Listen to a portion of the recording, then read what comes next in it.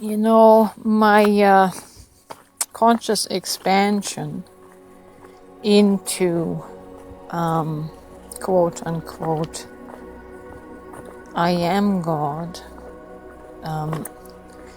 it's a psychological step towards eliminating all potential gaps between myself and Source. As a person who has lived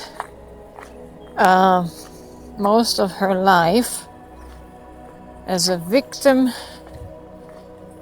to rejection and abandonment, and fearing those things, fearing those two motions, you're always living in a state of anxiety and panic, because at any given time, some person that you place your security, your sense of security into, might abandon you. And in most cases that always happens. That is part of this life, because no one can fully commit to always be your security. And so that was a big issue to my insecurities and anxieties in life that kept me in such a unbalanced state of existence. So, as I said in my previous morning musing 109, this notion of claiming to be God, that's not just some fancy notion I thought up or made up. I mean, quite frankly, I don't in particular wish to invite the persecution of God-fearing people who see me as some blasphemous demon in making myself equal to God. I mean, I'm not seeking that for fun and frolic. This is not just some passing belief, some idea, but it is essential to my very existence. If I want to be a whole, healed being, I have to close any potential gap in my psyche, in my mind, that could leave open a back door to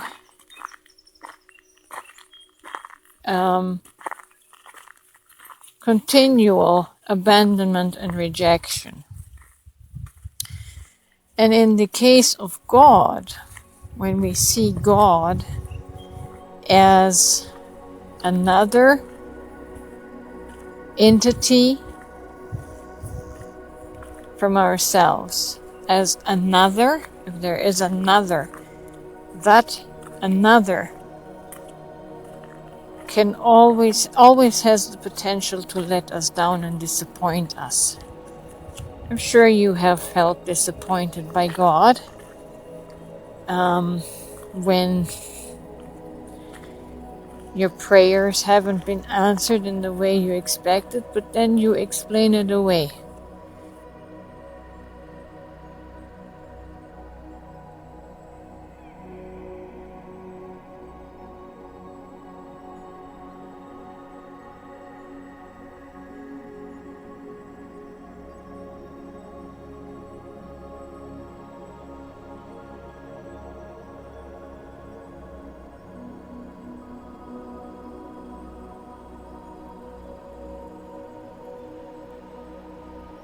Make excuses for why God didn't answer it in the way you might have expected. So there is room for disappointment and anger, because in our psyche, because we're dealing with another, that can create distance in between. I don't know if that makes sense. It's hard for me to explain.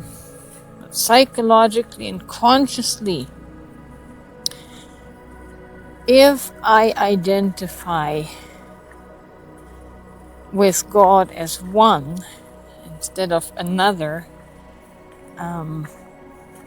in terms of He is Father and I am child, there is a distance. And because I have had severe father-child wounding in my earthly experience, I cannot relate to that template of father-child. So I can't relate to God in those terms, even though God is the better parent than my own father was. But there is always that lingering potential that there could be distance in that in-between space. Now, I melded that. I melded myself to God by declaring and consciously realizing that I am God. I am. I am divine. I am a piece of the divine. They are not another entity, another destination. They are me. I am that. This psychological connection to this awareness eliminates any potential for abandonment and rejection and distance. I can never lose God, because I am that. I am that. But when we speak in the language of I have God in my life, I have something, anything that we have, we can lose. But anything that we are, in terms of I am, we can never lose. What you are, you are. You can't ever lose. And in identifying with I am, source, you can never lose that.